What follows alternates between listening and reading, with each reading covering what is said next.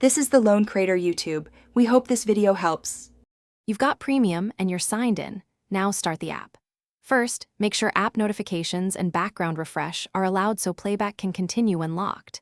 Tap a video or playlist you plan to use, then switch the player to audio or picture-in-picture if available. Once done, press the home or lock button to test whether audio persists. This first step gets the device ready and confirms YouTube can continue streaming without the screen staying fully active. Now head into YouTube settings and find Background and Downloads. Set background play to always for uninterrupted audio, or choose headphones and speaker if you prefer limiting playback. Make sure downloads and mobile data options match your plan, otherwise streams may stop on restricted connections. Then play a music track or live video, lock the screen, and confirm audio continues. If picture-in-picture is supported, enable it too so you can interact with others. Finish by adjusting system power settings. Exempt YouTube from battery optimization and disable aggressive power saver modes so background processes aren't killed.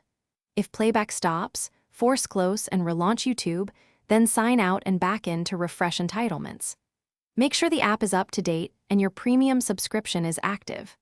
One key troubleshooting tip: if audio cuts after a few minutes, recheck battery optimizer and background data permissions.